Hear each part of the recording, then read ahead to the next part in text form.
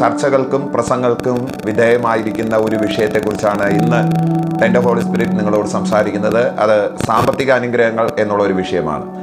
ധാരാളം പ്രസംഗകർക്ക് വ്യത്യസ്തമായിരിക്കുന്ന ഒരു അഭിപ്രായവും വ്യത്യസ്തമായിരിക്കുന്ന നിലപാടുകളുമുള്ള ഒരു പ്രത്യേകതരം വിഷയമാണ് സാമ്പത്തിക അനുഗ്രഹങ്ങൾ എന്നുള്ളത്. നിങ്ങൾക്ക് ഈ ദിവസങ്ങളിലെ പ്രസംഗകരെ നോക്കിക്കഴിഞ്ഞാൽ നിങ്ങൾക്ക് മനസ്സിലാക്കാനായിട്ട് കഴിയും. ചിലർ സാമ്പത്തിക അനുഗ്രഹങ്ങൾക്ക് വിരോധികളും, എന്നാൽ ചിലർ സാമ്പത്തിക അനുഗ്രഹങ്ങൾക്ക് വളരെ മുൻതൂക്കം കൊടുത്തുകൊണ്ട് ദൈവവചനം പ്രസംഗിക്കുന്ന ഒരുപാട് ദൈവദാസന്മാരെ നമുക്ക് സമൂഹത്തിൽ ക്രൈസ്തവ ശുശ്രൂഷകരുടെ ഇടയിൽ കാണാനായിട്ട് കഴിയുന്നുണ്ട്. എന്തുകൊണ്ടാണ് ഇത്തരത്തിൽ വ്യത്യസ്തമായിരിക്കുന്ന ഒരു അഭിപ്രായം ഈ വിഷയവുമായി വന്നിരിക്കുന്നതെന്ന് ഒന്ന് പരിശോധിക്കുകയാണ് വാസ്തവത്തിൽ ഇതിലൂടെ ചെയ്യുന്നത്. വാസ്തവത്തിൽ ഈ സാമ്പത്തിക അനുഗ്രഹങ്ങളെക്കുറിച്ച് ബൈബിൾ എന്ത് പറയുന്നു എന്നുള്ളതും ഇന്ന് നിങ്ങളോട് പങ്കുവെക്കുവാനായിട്ട് ഞാൻ താല്പര്യപ്പെടുന്ന ഒരു വിഷയമാണ്. ടെൻഡർ ഹോളി സ്പിരിറ്റിൻ്റെ മറ്റൊരു മനോഹരമായ വീഡിയോയിലേക്ക് നിങ്ങൾക്ക് എല്ലാവർക്കും ഹൃദയംഗമായ സ്വാഗതം.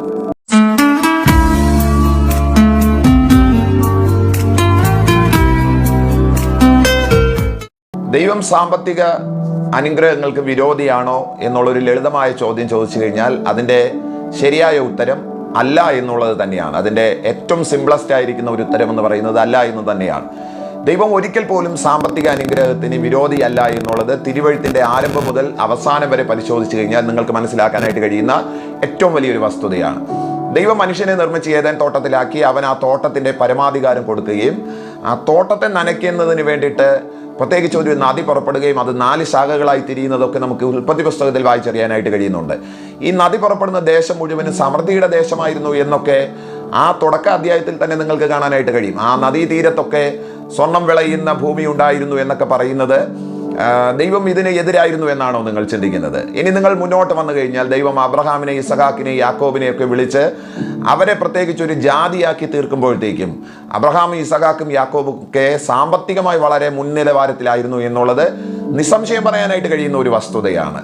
ഇനി ഇസ്രായേൽ എന്ന ജനതയെ തന്നെ ദൈവം രൂപീകരിക്കുമ്പോഴത്തേക്കും അവരെ അടിമനുഖത്തിൽ നിന്ന് ദൈവം പുറപ്പെടുവിച്ച് അവരെ കൊണ്ടുവരുന്ന ദേശം കനാൻ ദേശമാണ്. കനാൻ ദേശത്തെക്കുറിച്ച് എന്താണ് നമ്മൾ സൺഡേ സ്കൂൾ മുതൽ പഠിച്ചു വന്നിരിക്കുന്നത്? അത് പാലും തേനും ഒഴുകുന്ന സമൃദ്ധിയുടെ ദേശം എന്നല്ലേ? അങ്ങനെയാണെങ്കിൽ എങ്ങനെയാണ് ദൈവം സാമ്പത്തിക വിഷയത്തിന് വിരോധിയായി തീരുന്നത് എന്നുള്ളത് ഈ വാക്യങ്ങൾ അല്ലെങ്കിൽ ഈ ചിന്തകൾ മുന്നോട്ട് വെച്ച് ചോദിക്കേണ്ടുന്ന ഏറ്റവും വലിയൊരു ചോദ്യമാണ്. എവിടെയാണ് ഈ വിഷയത്തിനകത്ത് നമുക്ക് തെറ്റുപറ്റിയതെന്ന് ഒന്ന് ചെറിയൊരു പരിശോധനയ്ക്ക് വിധേയമാക്കുവാനാണ് ഞാൻ ദൈവസന്നിധിയിൽ താല്പര്യപ്പെടുന്നത്. സദൃശവാക്യം 22-ാമത്തെ അധ്യായത്തിൽ വരുമ്പോൾ ശലോമോൻ പറയുന്ന ഒരു വാക്കുണ്ട്: താഴ്മയ്ക്കും യഹോവ ഭക്തിക്കുമുള്ള പ്രതിഫലം ധനവും മാനവും ജീവനും എന്നാണ്. നോക്കൂ, അവിടെയും ദൈവം കൊടുക്കുന്ന പ്രതിഫലത്തിൽ ആദ്യത്തെ ഭാഗം വരുന്നത് ധനമാണ്. എവിടെയാണ് പിന്നെ ഈ സാമ്പത്തിക വിഷയത്തെക്കുറിച്ച് ഇത്രയും അധികം ചർച്ചകളും ഇത്രയും അധികം വ്യത്യസ്തമായിരിക്കുന്ന അഭിപ്രായങ്ങളും ഒക്കെ രൂപപ്പെട്ടു വന്നത്? അതിലേക്ക് നമ്മൾ ചെറുതായി ഒന്ന് പരിശോധിക്കാൻ വേണ്ടിയിട്ട് പോവുകയാണ്. അതിലേക്ക് നമ്മൾ ആഴമായി ഒന്ന് ഇറങ്ങിച്ചെല്ലാനായിട്ട് താല്പര്യപ്പെടുകയാണ്. ഈ സന്ദേശം ഒടുവിൽ വരെ കേൾക്കേണ്ടതിന് ഞാൻ നിങ്ങളോട് വിനയപുരസ്സരം അഭ്യർത്ഥിക്കുകയാണ്. നമ്മുടെ വാഴ്ത്തപ്പെട്ട കർത്താവായ യേശു ക്രിസ്തു സാമ്പത്തിക വിഷയത്തിന് വിരോധിയായിരുന്നോ എന്നുള്ളത് പുതിയ നിയമത്തിൽ നിന്നുകൊണ്ട് നമ്മളൊന്ന് പരിശോധിച്ച് പിന്നെയും നമ്മൾ തുടർന്നൊന്ന് മുന്നോട്ട് പോവുകയാണ്. കർത്താവായ യേശു ക്രിസ്തുവിൻ്റെ ഏറ്റവും ശക്തിയുള്ള ഒരു പ്രസംഗമാണ് ഗിരിപ്രഭാഷണം. മത്തായി സുവിശേഷം 5 മുതൽ 7 വരെയുള്ള അധ്യായങ്ങളിൽ നമ്മൾ കാണുന്ന ഏറ്റവും പ്രധാനപ്പെട്ട ആ പ്രസംഗം. അതിൽ 6-ാമത്തെ അധ്യായം വളരെ പ്രധാനപ്പെട്ട ഒരു അധ്യായമാണ്. 6-ാമത്തെ അധ്യായത്തിൽ യേശു പറഞ്ഞു തുടങ്ങുന്ന ഒരു പ്രധാനപ്പെട്ട ഒരു ഭാഗം: നിങ്ങൾക്ക് ഒരിക്കലും 2 യജമാനന്മാരെ സേവിക്കാനായിട്ട് കഴിയത്തില്ല. ഒന്നുകിൽ നിങ്ങൾ ഒരുത്തനെ പകയ്ക്കുകയും മറ്റൊരുത്തനെ നിങ്ങൾ പറ്റിച്ചേർന്ന് നിൽക്കുകയും ചെയ്യേണ്ടതായിട്ട് വരും. അടുത്ത വാക്ക് വളരെ രസകരമാണ്: നിങ്ങൾക്കൊരിക്കലും മാമോനെയും ദൈവത്തെയും സേവിക്കുവാനായിട്ട് കഴിയത്തില്ല. ഇവിടെ മുതലാണ് സാമ്പത്തിക വിഷയം അല്ലെങ്കിൽ സാമ്പത്തിക അനുഗ്രഹം എന്നുള്ള ഒരു വിഷയത്തെ സംബന്ധിച്ച് വ്യത്യസ്തമായിരിക്കുന്ന 2 അഭിപ്രായങ്ങൾ രൂപപ്പെട്ടു വരുവാനായിട്ട് ഇടയായിത്തീരുന്നത്. ഇനി നിങ്ങൾ താഴോട്ട് വായിച്ചു കഴിഞ്ഞാൽ യേശു ക്രിസ്തു ആ പ്രസംഗം പുരോഗമിക്കുമ്പോൾ 6-ാമത്തെ അധ്യായം താഴോട്ട് വരുമ്പോഴത്തേക്കും യേശു ക്രിസ്തു മനുഷ്യന്റെ ആകുലതകളെ കുറിച്ച് ചോദിക്കുകയാണ്. നിങ്ങൾ നാളെ എന്ത് തിന്നും, എന്ത് ഉടുക്കും എന്നിങ്ങനെ കുറിച്ച് നിങ്ങൾ വിചാരപ്പെടുന്നത് എന്തിന്? വയലിലെ താമരയെ നോക്കൂ, അത് വളരെ നന്നായി അതിൻ്റെ ജീവിതം മുന്നോട്ട് നയിക്കുന്നുണ്ട്. വയലിലെ പുല്ലിനെ നോക്കൂ, അത് എത്ര മനോഹരമായിട്ടാണ് ദൈവം അതിനെ ചമച്ചിരിക്കുന്നത്. അങ്ങനെയാണെങ്കിൽ നിങ്ങളുടെ കാര്യത്തിനകത്ത് ദൈവം ഇടപെടാതിരിക്കുമോ എന്നുള്ള ആ ഒരു വലിയ എന്താ പറയുന്നത് ധാർമ്മികമായിരിക്കുന്ന ഒരു ചോദ്യം ഉയർത്തിക്കൊണ്ട് യേശു ആ പ്രസംഗത്തിൻ്റെ മുന്നോട്ട് വരുമ്പോൾ അടുത്ത വാക്ക്: മുൻപേ നിങ്ങൾ അവൻ്റെ രാജ്യവും നീതിയും അന്വേഷിപ്പിൻ, അതോടുകൂടെ നിങ്ങൾക്ക് സകലതും ലഭിക്കുമെന്നല്ലേ കർത്താവ് പറഞ്ഞു വെച്ചിരിക്കുന്നത്. പിന്നെ എവിടെയാണ് ഈ സാമ്പത്തിക വിഷയത്തെക്കുറിച്ച് വ്യത്യസ്തമായിരിക്കുന്ന ഒരു അഭിപ്രായം ഉരുത്തിരിഞ്ഞു വരുന്നത്? എൻ്റെ ചിന്തകളുടെ കൂടെ വരാനായിട്ട് ഞാൻ നിങ്ങളോട് താഴ്മയായിട്ട് പിന്നെയും പിന്നെയും ആവശ്യപ്പെടുകയാണ്. യേശുക്രിസ്തുവിന്റെ ശിഷ്യന്മാർ യേശുക്രിസ്തുവിന്റെ അടുക്കൽ വന്ന് ഒരു സംശയം ചോദിക്കുന്നത് 16-ാമത്തെ അധ്യായം മത്തായി സുവിശേഷത്തിൽ നിങ്ങൾക്ക് കാണാനായിട്ട് കഴിയും. യേശുക്രിസ്തുവിനോട് പറയുകയാണ്, നോക്കൂ, ഞങ്ങൾ സകലതും ഉപേക്ഷിച്ച് ഞങ്ങളുടെ അമ്മയപ്പന്മാരെ, ഞങ്ങളുടെ ജീവിത പങ്കാളികളെ, മക്കളെ, ഞങ്ങളുടെ നിലവും കൃഷിയിടങ്ങളും ഞങ്ങളുടെ കൊച്ചു കൊച്ചു ഉപജീവന വഴികളും എല്ലാം ഉപേക്ഷിച്ച് നിന്റെ പുറകെ വന്നു. ഞങ്ങൾക്ക് എന്താണ് കിട്ടാനായിട്ട് പോകുന്നത്? 3 കാര്യങ്ങളാണ് യേശു അവരോട് പറയുന്നത്. 3 പ്രധാനപ്പെട്ട കാര്യങ്ങൾ. നമ്മുടെ വാഴ്ത്തപ്പെട്ട കർത്താവായ യേശുക്രിസ്തു രാജ്യത്വം പ്രാപിക്കുമ്പോൾ നിങ്ങൾ 12 പേർ 12 സിംഹാസനത്തിൽ ഇരുന്നു കൊണ്ട് ഇസ്രായേൽ ഗൃഹത്തെ ന്യായം വിധിക്കും എന്നുള്ളതാണ് അവർക്ക് കൊടുത്ത 1-ാമത്തെ അനുഗ്രഹം. 2, എൻ്റെ നിമിത്തം നിലങ്ങളെയോ പുരയിടങ്ങളെയോ അമ്മയപ്പന്മാരെയോ മക്കളെ ഉപേക്ഷിക്കേണ്ടി വന്നവർക്ക് ഈ ലോകത്തിൽ 100 ഇരട്ടിയായിട്ട് അതിനെ മടക്കി കൊടുക്കുമെന്നാണ് യേശു പറഞ്ഞത്. ഇത് 2-ാമത്തെ അനുഗ്രഹമാണ്. 3-ാമത്തേത് അവർ നിത്യജീവനെയും പ്രാപിക്കുമെന്നുള്ളതാണ്. ഇത് യേശുക്രിസ്തുവിന്റെ ശിഷ്യന്മാരോട് യേശുക്രിസ്തു ഈ വിഷയവുമായി ബന്ധപ്പെടുത്തി പറഞ്ഞ ഏറ്റവും പ്രധാനപ്പെട്ട ഒരു കാര്യമാണ്. ഞങ്ങൾ സകലതും വിട്ട് നിന്റെ പുറകെ വന്നു, ഞങ്ങൾക്ക് എന്താണ് കിട്ടാനായിട്ട് പോകുന്നത്? അതിന് കർത്താവ് കൊടുത്ത മറുപടി ഇതെങ്ങനെയാണ്? നിങ്ങൾ ഈ ലോകത്തിൽ എന്നെ പ്രതി എന്തെങ്കിലും ഉപേക്ഷിച്ചിട്ടുണ്ടെങ്കിൽ തീർച്ചയായിട്ടും അതിന് 100 ഇരട്ടി പ്രതിഫലം ഞാൻ ഈ ലോകത്തിൽ വെച്ച് തന്നെ നിങ്ങൾക്ക് തരുമെന്നുള്ളതാണ് കർത്താവ് തന്റെ ശിഷ്യന്മാർക്ക് ഉറപ്പ് കൊടുത്തിരിക്കുന്നത്. ലേഖനങ്ങളിലേക്ക് വരുമ്പോൾ കൊരിന്ത്യ ലേഖനത്തിൽ വിശുദ്ധ പൗലോസ് ലീഗ കൊരിന്ത്യ സഭയോട് പറയുന്ന ഒരു വേദഭാഗം നിങ്ങൾക്ക് ഓർമ്മയുണ്ടാകുമെന്ന് ഞാൻ വിചാരിക്കുകയാണ്. നിങ്ങൾ സമ്പന്നരാകേണ്ടതിന്, തൻ്റെ ദാരിദ്ര്യത്താൽ നിങ്ങൾ സമ്പന്നരാകേണ്ടതിന് അവൻ നിങ്ങൾക്ക് വേണ്ടിയിട്ട് ദരിദ്രനായി തീർന്ന കൃപ ഓർക്കുമല്ലോ എന്ന് കൊരിന്ത്യ ലേഖനത്തിൽ പൗലോസ് ലീഗ ചോദിക്കുന്ന ആ ചോദ്യം, അത് ഈ വിഷയവുമായിട്ട് വളരെ ബന്ധമുള്ളതായിട്ട് എനിക്ക് തോന്നിയിട്ടുണ്ട്. നമ്മുടെ വാഴ്ത്തപ്പെട്ട കർത്താവായ യേശുക്രിസ്തുവിന്റെ ക്രൂശ് മരണത്തിലൂടെ നമുക്ക് സാധ്യമായ 7 പ്രധാനപ്പെട്ട അനുഗ്രഹങ്ങളുണ്ട്. അത് ആത്മരക്ഷ മാത്രമല്ല, ശാപത്തിൽ നിന്നുള്ള മോചനം മാത്രമല്ല, ഏറ്റവും പ്രധാനപ്പെട്ടതും ഈ 7നും ഒരുപോലെ തുല്യ പ്രാധാന്യമുണ്ടെന്നാണ് ഞാൻ മനസ്സിലാക്കുന്നത്. അതിൽ ഒരെണ്ണം എന്ന് പറയുന്നത് നമ്മുടെ ദാരിദ്ര്യം മാറുക എന്നുള്ളതാണ്. നമ്മൾ സമ്പന്നതയിലായി തീരുക എന്നുള്ളത് തന്നെയാണ് യേശുക്രിസ്തുവിന്റെ ക്രൂശീകരണവുമായി ബന്ധപ്പെട്ട് നടന്നിരിക്കുന്ന 7 പ്രധാനപ്പെട്ട അനുഗ്രഹങ്ങളിൽ ഒരെണ്ണം. എല്ലാത്തിനും 7 എണ്ണത്തിനും ഒരേ പ്രാധാന്യമുണ്ടെന്നാണ് ഞാൻ മനസ്സിലാക്കുന്നത്. അതിൽ ഒരെണ്ണം സാമ്പത്തിക അനുഗ്രഹമാണ്. അല്ലെങ്കിൽ ഈ ലോകത്തിലെ മെച്ചപ്പെട്ട ഒരു ജീവിതം കർത്താവ് തന്റെ ക്രൂശ് മരണത്തിലൂടെ നമുക്ക് ഓഫർ ചെയ്യുന്നുണ്ട് എന്നുള്ള കാര്യം മറന്നുപോകരുത്. ഇനി ഫിലിപ്പിയ ലേഖനത്തിൽ വരുമ്പോൾ വിശുദ്ധ പൗലോസ് ലീഗ കാരാഗ്രഹത്തിൽ കിടക്കുകയാണ് ദീർഘവർഷങ്ങളായിട്ട്. ആ കാരാഗ്രഹത്തിൽ കിടന്നപ്പോഴത്തേക്കും ഫിലിപ്പിലുള്ള ദൈവമക്കൾ പൗലോസിന്റെ ജീവിത കാര്യങ്ങൾക്ക് വേണ്ടിയിട്ട് സമ്പത്ത് അയച്ചു കൊടുക്കുവാനുള്ള ഒരു സന്നദ്ധത പ്രകടിപ്പിക്കുന്നത് നിങ്ങൾക്ക് കാണാനായിട്ട് കഴിയും. ആ സന്നദ്ധതയിൽ പൗലോസ് ലീഗ പറയുന്നത്, ഇപ്പോൾ എൻ്റെ പക്കൽ വേണ്ടുന്നതെല്ലാം ഉണ്ട്, ഞാൻ സമൃദ്ധിയായിട്ടിരിക്കുന്നു. ഏറ്റവും ആദ്യം സമൃദ്ധി എന്നൊരു പദം ഉപയോഗിക്കുന്നത് പൗലോസാണ്. ഇന്നത്തെ ആധുനിക സുവിശേഷകന്മാരോ ചെറുപ്പക്കാരായിരിക്കുന്ന പ്രസംഗകരൊന്നുമല്ല സമൃദ്ധി എന്ന പദം ആദ്യം ഉപയോഗിക്കുന്നത്. അത് പണ്ട് പുരാതന കാലം മുതലേ വിശുദ്ധ പൗലോസ് ലീഗ തുടങ്ങി വെച്ചൊരു പദമാണ് സമൃദ്ധി എന്ന പദം. ഫിലിപ്പിയ ലേഖനം 4 നിങ്ങൾക്ക് അത് കാണാനായിട്ട് കഴിയും. എൻ്റെ പക്കൽ ഇപ്പോൾ വേണ്ടുന്നതെല്ലാം ഉണ്ട്, സമൃദ്ധിയിലിരിക്കുന്നു എന്ന് പൗലോസ് ഫിലിപ്പിലുള്ളവരോട് പറയണമെങ്കിൽ അദ്ദേഹം എത്രമാത്രം മെച്ചപ്പെട്ട സാമ്പത്തിക നിലവാരത്തിലായിരുന്നു എന്ന് നിങ്ങൾക്ക് ഗ്രഹിക്കാനായിട്ട് കഴിയുമെന്നുള്ളതാണ്. ഫിലിപ്പ് എന്ന് പറയുന്നത് യൂറോപ്യനിലെ ഒരു കൊച്ചു രാഷ്ട്രമാണെന്നുള്ള കാര്യം ഓർക്കണം. അവിടെ നിന്ന് പൈസ അയച്ചു കൊടുക്കാൻ ആൾക്കാർ സന്നദ്ധത പ്രകടിപ്പിച്ചപ്പോൾ ഈ മനുഷ്യൻ പറഞ്ഞ വാക്കാണ് ഫിലിപ്പിയ ലേഖനത്തിൽ എഴുതിയിരിക്കുന്നത്. അതേ അധ്യായത്തിൽ പൗലോസ് പറയുകയാണ്, എന്താണ്, ഞാൻ താഴ്ചയിലിരിക്കാനും സമൃദ്ധിയിലിരിക്കാനും പഠിച്ചിട്ടുണ്ട് എന്ന് വെച്ചാൽ അദ്ദേഹം താഴ്ചയിലൂടെയും പോയിട്ടുണ്ട്, സമൃദ്ധിയിലൂടെയും പോയിട്ടുണ്ട് എന്ന് തന്നെയാണ് ആ വേദഭാഗത്ത് നിങ്ങൾക്ക് കാണാനായിട്ട് കഴിയുന്നത്. ഇനി 4-ാമത്തെ അധ്യായം താഴോട്ട് നിങ്ങൾ വായിച്ചു വരുമ്പോൾ പൗലോസ് പിന്നെയും പറയുകയാണ്, ദൈവമോ നിങ്ങളുടെ ബുദ്ധിമുട്ടൊക്കെയും മഹത്വത്തോടെ തൻ്റെ ധനത്തിനൊത്തവണ്ണം തീർത്തു തരുമെന്നുള്ളത് തന്നെയാണ്. ദൈവത്തിൻ്റെ ധനത്തിൻ്റെ മഹത്വത്തിനൊത്തവണ്ണമാണ് നമ്മുടെ ബുദ്ധിമുട്ടുകളെ ദൈവം പരിഹരിക്കുന്നത്. ഇത്രയും കാര്യങ്ങൾ വേദപുസ്തകത്തിലെ വാക്യങ്ങളെ അധികരിച്ചുകൊണ്ടാണ് ഞാൻ നിങ്ങളോട് പറഞ്ഞു വെച്ചത്. ഇനി നമ്മൾ അതിൻ്റെ വിശദാംശങ്ങളിലേക്ക് പ്രവേശിക്കുകയാണ്. എന്തുകൊണ്ടാണ് ഈ വിഷയമായിട്ട് ഇങ്ങനെ ഒരു കോൺട്രവേഴ്സി, ഇങ്ങനെ ഒരു വിഭിന്നമായിരിക്കുന്ന അഭിപ്രായം ഉയർന്നു വരുവാനായിട്ട് ഇടയായി തീർന്നത്?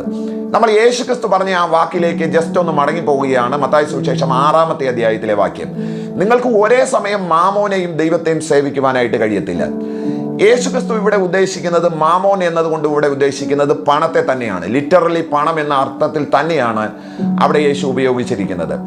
ഇവിടെ 2 കാര്യങ്ങൾ പ്രധാനമായിട്ടും നിങ്ങൾ ശ്രദ്ധിക്കേണ്ടതായിട്ടുണ്ട്. ഇവിടെ യേശു പണത്തിന് വിരോധിയല്ല, മറിച്ച് മറ്റൊരാശയമാണ് യേശു ഇവിടെ പങ്കുവെക്കുവാനായിട്ട് ഇഷ്ടപ്പെടുന്നത്. ആ ആശയം ഇങ്ങനെയാണ്: ഇവിടെ ദൈവത്തിന് പകരം ഭൂമിയിൽ നിൽക്കുന്ന ഒരു ദൈവത്തിന്റെ വിരോധമായിട്ട് നിൽക്കുന്ന ഒരു പൈശാചിക മാധ്യമമാണ് പണം എന്നുള്ളത് കാര്യം അല്പം പോലും സംശയമില്ല. നേരത്തെ പറയുന്ന കാര്യത്തെ ഞാൻ ഖണ്ഡിക്കുകയല്ല, മറ്റൊരു കാര്യം ഇതിന്റെ മുകളിൽ പറഞ്ഞു വെക്കാനാണ് ഞാൻ താല്പര്യപ്പെടുന്നത്. ദൈവത്തിന് പകരം നിൽക്കുന്ന പിശാചിന്റെ ഒരു വിഗ്രഹമാണ് പണം എന്നുള്ളത് നിസ്സംശയം പറയാനായിട്ട് കഴിയും. ദൈവത്തെ വിട്ട് മനുഷ്യൻ പണത്തിന്റെ പുറകെ പോകുന്ന ഒരു പ്രത്യേകമായിരിക്കുന്ന ഒരു ജീവിത അനുഭവം ഇന്ന് നിങ്ങൾക്ക് സമൂഹത്തിൽ കാണാനായിട്ട് കഴിയുന്നുണ്ട്. ഇവിടെ കർത്താവ് പറയുന്ന ഏറ്റവും വലിയ ആശയം, നിങ്ങൾക്ക് പണമാണോ ഏറ്റവും വലുത് അതോ ദൈവമാണോ ഏറ്റവും വലുത് എന്നുള്ളതാണ്. ഇവിടെ പണത്തിന്റെ പുറകെ പോകുന്ന ആൾക്കാരോടാണ് പറയുന്നത്, നിങ്ങൾക്ക് ദൈവത്തെയും പണത്തെയും ഒരുപോലെ സ്നേഹിക്കാനായിട്ട് കഴിയത്തില്ല. നിങ്ങൾ ഒന്നെങ്കിൽ പണത്തെ വിട്ടിട്ട് നിങ്ങൾ ദൈവത്തെ സേവിക്കണം. അതിൻ്റെ അർത്ഥം പണം പൂർണ്ണമായിട്ട് ഒഴിവാക്കി ദൈവത്തെ മാത്രം സ്നേഹിക്കണം എന്നുള്ള അർത്ഥത്തിലല്ല. പണം നിങ്ങളുടെ ജീവിതത്തിന്റെ ആവശ്യങ്ങൾക്കും നിങ്ങളുടെ ജീവിതത്തിന്റെ പുരോഗതിക്കും നിങ്ങളുടെ മക്കളുടെ വിദ്യാഭ്യാസത്തിനും അവരുടെ വിവാഹത്തിനും നിങ്ങളുടെ ജീവിതത്തിന്റെ സന്ധാരണത്തിനും പണം ആവശ്യമാണ്. അതുകൊണ്ട് പണത്തെ അല്ല സേവിക്കേണ്ടത്, മറിച്ച് ദൈവത്തെ സേവിക്കണം. ദൈവത്തെ സേവിച്ചു കഴിഞ്ഞാൽ മത്തായി സുവിശേഷം 6 പിന്നീട് താഴോട്ട് വരുമ്പോൾ കർത്താവ് പറയുന്ന ആ വാക്ക്, മുൻപേ നിങ്ങൾ എൻ്റെ രാജ്യവും നീതിയും അന്വേഷിക്ക്, അതോടുകൂടെ നിങ്ങൾ ഉപേക്ഷിച്ച ആ മാമോൻ അവൻ തരാത്തത് ഞാൻ നിങ്ങൾക്ക് തരാം എന്ന ആശയത്തിലാണ് യേശു ആ കാര്യം അവിടെ പറഞ്ഞു വെക്കുന്നത്. ചിലർ ഈ വാക്യത്തെ എടുത്തുകൊണ്ടാണ് യേശു ക്രിസ്തു പണത്തിന് വിരോധിയാണെന്നും പണക്കാർ ഒരിക്കലും ദൈവരാജ്യത്തിൽ പ്രവേശിക്കത്തില്ല എന്നുമൊക്കെ പറഞ്ഞു വെക്കുന്നതിന്റെ താല്പര്യം ഈ വാക്യത്തിന്റെ അടിസ്ഥാനത്തിലാണ്. ദൈവത്തിന് പകരം നിൽക്കുന്ന പിശാചിന്റെ ഒരു വിഗ്രഹമാണ് പണം. മനുഷ്യന് ദൈവത്തെക്കാൾ കൂടുതൽ പണത്തോട് പ്രീതിയുണ്ട്, പ്രേമമുണ്ട്, താല്പര്യമുണ്ട്. ഇന്ന് ദൈവത്തെ ആരാധിക്കുന്നവരെന്ന് പറയുന്നവരുടെ കൂട്ടത്തിൽ പോലും പണത്തിനോടുള്ള അത്യാർത്തിയും വല്ലാത്ത അടങ്ങാത്ത മോഹമൊക്കെ നിങ്ങൾക്ക് സമൂഹത്തിൽ കാണാനായിട്ട് കഴിയുന്നുണ്ട്. അവർ ദൈവത്തെ അല്ല സേവിക്കുന്നത്, ഈ മാമോനെയാണ് സേവിക്കുന്നത്. കർത്താവ് പറയുന്നത്, അവനെ വിട്ടിട്ട് എൻ്റെ പുറകെ വാ, അവൻ തരാത്തത് ഞാൻ നിങ്ങൾക്ക് തന്ന് കാണിച്ചു തരാം, അവന് തന്ന് തൃപ്തിപ്പെടുത്താൻ കഴിയാത്തത് ഞാൻ നിങ്ങളുടെ ജീവിതത്തിൽ തരാം. അതല്ലേ തൊട്ട് താഴെ യേശു പറയുന്നത്, മുൻപേ നിങ്ങൾ എൻ്റെ രാജ്യവും നീതിയും അന്വേഷിക്ക്, അതോടുകൂടെ നിങ്ങൾക്ക് സകലതും നൽകിത്തരാൻ എനിക്ക് കഴിയും എന്ന് യേശു പറഞ്ഞ ആ വാക്കിനായിട്ട് ഞാൻ കർത്താവിന് സ്തോത്രം ചെയ്യുകയാണ്. സഹോദരങ്ങളെ, നിങ്ങളുടെ ജീവിതത്തിൽ ആരെങ്കിലും ഇത്തരത്തിൽ നിങ്ങളെ തെറ്റിദ്ധരിപ്പിച്ചിട്ടുണ്ടെങ്കിൽ ഈ ദൈവവചനത്താൽ ഞാൻ നിങ്ങൾക്ക് ഉറപ്പ് നൽകുകയാണ്. ഇന്ന് നിങ്ങളോട് ദൈവവചനം പ്രസംഗിക്കുന്ന പല ദൈവദാസന്മാരും സാമ്പത്തികമായി അനുഗ്രഹിക്കപ്പെട്ടവരാണ്. പക്ഷേ എന്തുകൊണ്ടോ അവർക്കത് പറഞ്ഞ് ജനത്തെ ബോധ്യപ്പെടുത്തുവാനും അങ്ങനെ ജനത്തെ ഉത്സാഹിപ്പിക്കുവാനും ആ ദൈവിക അനുഗ്രഹത്തിലേക്ക് നടത്താനും പലർക്കും കഴിയുന്നില്ല എന്നുള്ളതാണ് കാര്യം. മനുഷ്യന്റെ ജീവിതത്തിന്റെ ദാരിദ്ര്യത്തിന്റെ ഇടയിൽ നിൽക്കുമ്പോഴത്തേക്കും നിങ്ങൾക്ക് അത് വരാൻ പോകുന്നു, ഇത് വരാൻ പോകുന്നു എന്ന് പറഞ്ഞു കഴിഞ്ഞാൽ നിത്യരക്ഷയെക്കുറിച്ചുള്ള ചിന്ത ചെറുതായി പോകും എന്നുള്ള ചിന്തയിലാണ് വാസ്തവത്തിൽ അത് അങ്ങനെ അവർ സംസാരിക്കാതിരിക്കുന്നതെന്നാണ് എനിക്ക് തോന്നുന്നത്. നിത്യരക്ഷയ്ക്ക് തുല്യമായിരിക്കുന്ന അല്ലെങ്കിൽ ഒരു പടി അതിൻ്റെ താഴെ തന്നെ നിൽക്കട്ടെ, അത്തരത്തിൽ ഈ ഭൂമിയിൽ നമ്മൾ ജീവിക്കുമ്പോഴത്തേക്കും നമുക്ക് ജീവിതത്തിന്റെ മുന്നേറ്റങ്ങൾക്കും ജീവിതത്തിന്റെ സന്ധാരണങ്ങൾക്കും സാമ്പത്തികം ആവശ്യമാണ്. തീർച്ചയായിട്ടും ദൈവം അത് നൽകിത്തരാൻ ദൈവം വിശ്വസ്തനാണ്. ദൈവത്തിന് അത് കഴിയും. അവന്റെ ഭണ്ഡാരത്തിൽ ഒരു നന്മയ്ക്കും കുറവില്ലെന്നല്ലേ നമ്മൾ ദൈവവചനത്തിൽ വായിക്കുന്നത്. അവനോട് ചോദിച്ചു കഴിഞ്ഞാൽ ഭൂമിയുടെ അറ്റങ്ങളെ പോലും നമ്മുടെ കൈകളിൽ തരാമെന്നല്ലേ കർത്താവ് നമ്മളോട് പറഞ്ഞത്. ഇരുട്ടിന്റെ ഗുപ്ത നിക്ഷേപങ്ങളെ ഞാൻ നിങ്ങൾക്ക് നൽകാമെന്നല്ലേ കർത്താവ് നമ്മളോട് പറഞ്ഞത്. പിന്നെ എങ്ങനെയാണ് ഈ വിഷയത്തിനകത്ത് നമുക്ക് വിമുഖത പ്രകടിപ്പിക്കാനായിട്ട് കഴിയുന്നത്? എങ്ങനെയാണ് പിന്നെയും ജനത്തെ തെറ്റിദ്ധരിപ്പിക്കുവാനായിട്ട് കഴിയുന്നത്? സാമ്പത്തികം എന്ന് പറയുന്നത് പൈശാചികമാണെന്ന് പിന്നെ എങ്ങനെയാണ് നമുക്ക് പഠിപ്പിച്ചു വെക്കാനായിട്ട് കഴിയുന്നത്? ഈ അടുത്ത സമയത്ത് മുഖ്യധാര പെന്തക്കോസ്ത് സഭകളുടെ ഒരു അനുഗ്രഹിക്കപ്പെട്ട സഭാ നേതാവ്, അദ്ദേഹത്തിന്റെ പേര് തുറന്നു പറയാൻ ഞാൻ ആഗ്രഹിക്കുന്നില്ല, അദ്ദേഹം പറഞ്ഞ ഒരു വാക്ക്, ഞാൻ സമ്പത്തിൽ ഇരുന്നിട്ട് എങ്ങനെയാണ് എനിക്ക് നിങ്ങളോട് ദാരിദ്ര്യം പ്രസംഗിക്കാനായിട്ട് കഴിയും? പെന്തക്കോസ്തുകാരുടെ ഇടയിൽ നിന്നുള്ള അനുഗ്രഹിക്കപ്പെട്ട ഒരു ദൈവദാസനാണ്. മുഖ്യധാര പെന്തക്കോസ്ത് ചർച്ചിന്റെ ഒരു സഭാ നേതാവാണ് അദ്ദേഹം ജനറൽ കൺവെൻഷനിൽ ചോദിച്ച ഒരു ചോദ്യമാണ്, ഞാൻ സാമ്പത്തികമായി അനുഗ്രഹിക്കപ്പെട്ടിരിക്കുമ്പോൾ എനിക്ക് എങ്ങനെയാണ് നിങ്ങളോട് ദാരിദ്ര്യം പ്രസംഗിക്കാനായിട്ട് കഴിയുന്നത്? ഞാൻ സഞ്ചരിക്കുന്നതും എൻ്റെ ഓഫീസ് മുറിയൊക്കെ AC കൊണ്ട് നിർമ്മിക്കപ്പെട്ടിരിക്കുകയാണ്. അങ്ങനെയുള്ള ഞാൻ എങ്ങനെയാണ് നിങ്ങളോട് ദാരിദ്ര്യം പ്രസംഗിക്കുന്നത്? ഞാൻ ദാരിദ്ര്യത്തിൽ ഇരുന്നിട്ട് നിങ്ങളോട് ദാരിദ്ര്യം പ്രസംഗിക്കുന്നതല്ലേ നല്ലതെന്ന് ആ ദൈവദാസൻ ചോദിച്ച ചോദ്യത്തിന്റെ മുമ്പിൽ ഞാൻ സല്യൂട്ട് ചെയ്യുകയാണ്. വാസ്തവത്തിൽ ഇന്ന് സമൂഹത്തിലുള്ള എല്ലാ ദൈവദാസന്മാരും അവർ മുൻകാലങ്ങളിലോ ആദ്യകാലങ്ങളിലോ ഒക്കെ സാമ്പത്തികമായി ഒരുപാട് കഷ്ടപ്പെട്ടിട്ടുണ്ടാകാം. എന്നാൽ അവരുടെ തലമുറയോ പിന്നത്തേതിൽ അവരോ സാമ്പത്തികമായി ഒരുപാട് മുന്നോട്ട് പോയിട്ടുണ്ട്. പെന്തക്കോസ്ത് വളർന്നത് ഈ കാലഘട്ടം നോക്കിക്കഴിഞ്ഞാൽ സമ്പത്തിന്റെ ഒരു വലിയ പങ്ക് പെന്തക്കോസ്തിന്റെ വളർച്ചയിലുണ്ട് എന്നുള്ളത് നിസ്സംശയം പറയാനായിട്ട് കഴിയും. ഇന്ന് ഈ പ്രസംഗിക്കുന്ന ദാരിദ്ര്യത്തിന്റെ സുവിശേഷം പ്രസംഗിക്കുന്ന പ്രസംഗകരുടെ മക്കളുമാരെ നോക്കിക്കഴിഞ്ഞാൽ അമേരിക്കയിലും മറ്റ് രാജ്യങ്ങളിലുമായിരിക്കുന്നതും അവർ സമ്പത്തിന്റെ പ്രൗഢിയിൽ ജീവിക്കുന്നതും നിങ്ങൾക്ക് കാണാനായിട്ട് കഴിയും. പക്ഷെ അവർ ശുശ്രൂഷിക്കുന്ന വേദികളിലോ അവർ നടത്തുന്ന സഭകളിലോ ജനത്തെ ദാരിദ്ര്യത്തിന്റെ സുവിശേഷം പറഞ്ഞ് അവരെ ദാരിദ്ര്യത്തിന്റെ ചങ്ങലയിൽ പൂട്ടുന്നത് വളരെ ദൗർഭാഗ്യകരമായിരിക്കുന്ന ഒരു വസ്തുതയാകുന്നു. അത് പൈശാചികമാണ് എന്ന് പറയുന്നതിനകത്ത് എനിക്ക് അല്പം പോലും സംശയമില്ല, അല്പം പോലും ഭയമില്ല. അതുകൊണ്ട് ഈ ദൈവവചനം കേൾക്കുമ്പോഴത്തേക്ക് ഞാൻ നിങ്ങളോട് സ്നേഹത്തോടുകൂടെ പറയുന്നു, ദൈവം ഒരിക്കലും സമ്പത്തിന് വിരോധമല്ല. പക്ഷെ ദൈവത്തെ വിട്ട് സമ്പത്തിന്റെ പുറകെ പോകുന്നതിനാണ് ദൈവത്തിന് വിരോധമുള്ളത് എന്നുള്ള കാര്യം മറന്നു പോകരുത്. ദൈവത്തെ ഉപേക്ഷിച്ച് സമ്പത്തിന്റെ പുറകെ പോകുന്നതിന് ദൈവത്തിന് അല്പമല്ല, അധികം തന്നെ അതിനകത്ത് വേദനയുണ്ട്, സങ്കടമുണ്ട്. ദൈവം തീർച്ചയായിട്ടും അത് ന്യായം വിധിക്കാതെ വിടത്തില്ല എന്നുള്ളത് തന്നെയാണ് വേദപുസ്തകത്തിൽ നമുക്ക് കാണാനായിട്ട് കഴിയുന്നത്. ഒരിക്കൽ സമ്പന്നനായിരിക്കുന്ന ഒരു യുവാവ് യേശുവിൻ്റെ അടുക്കൽ കടന്നു വന്നിട്ട് യേശുവിനോട് പറയുകയാണ്, ഞാൻ ദൈവരാജ്യത്തിൽ പോകാൻ എന്താണ് ചെയ്യേണ്ടത്? കർത്താവ് അവനോട് പറഞ്ഞത്, അവൻ ആരാണെന്ന് മനസ്സിലാക്കിയിട്ടാണ് യേശു പറയുന്നത്. അവൻ സമ്പന്നനാണെന്ന് മനസ്സിലാക്കിയപ്പോൾ യേശു പറയുകയാണ്, നിന്റെ സമ്പത്ത് വിറ്റ് ദരിദ്രർക്ക് കൊടുക്കുക, എന്നാൽ നിനക്ക് സ്വർഗരാജ്യത്തിൽ നിക്ഷേപമുണ്ടാകും, അല്ലെങ്കിൽ സ്വർഗത്തിൽ നിനക്ക് പങ്കുണ്ടാകും എന്ന് പറഞ്ഞു. എന്നാൽ ആ മനുഷ്യൻ വളരെ ധനാഢ്യനായതുകൊണ്ടും തൻ്റെ സമ്പത്തിനെ ഉപേക്ഷിക്കാൻ മനസ്സിലാത്തത് കൊണ്ടും ആ മനുഷ്യന് ആ വാക്ക് കഠിന വാക്കായിട്ട് തോന്നി എന്നാണ് അവിടെ രേഖപ്പെടുത്തിയിരിക്കുന്നത്. എന്താ അതിൻ്റെ അർത്ഥം? സമ്പത്തുള്ളവർക്ക് ഇങ്ങനെ സമ്പത്തിൻ്റെ ഒരു വിഗ്രഹം, അല്ലെങ്കിൽ സമ്പത്തിൻ്റെ ഒരു ദൈവത്തിന് ഓപ്പോസിറ്റ് നിൽക്കുന്ന പിശാചിൻ്റെ ഒരു ഏജൻ്റായിട്ട് അത് മാറി അതിനെ അവർ വണങ്ങുന്നത് കൊണ്ട് തീർച്ചയായിട്ടും ദൈവത്തിന് അത്തരത്തിലുള്ള ആൾക്കാരോട് വിരോധമുണ്ട്. എന്നാൽ ദൈവമക്കളായിരിക്കുന്ന നമുക്ക് സമൃദ്ധി നൽകുവാനും അനുഗ്രഹം നൽകിയാലും താഴ്ച നൽകിയാലും ഉയർച്ച നൽകിയാലും ആ ദൈവത്തെ മാത്രം പറ്റി നിൽക്കാൻ നിങ്ങൾക്ക് മനസ്സുണ്ടെന്നുണ്ടെങ്കിൽ ഈ ഒരു വിഷയത്തെ സംബന്ധിച്ച് നിങ്ങൾ ഇനി ആശങ്കപ്പെടേണ്ട ആവശ്യമില്ല എന്ന് തന്നെയാണ് ഞാൻ തിരുവെഴുത്തിലൂടെ ഇന്ന് നിങ്ങളോട് പങ്കുവെക്കുവാനായിട്ട് താല്പര്യപ്പെടുന്നത്.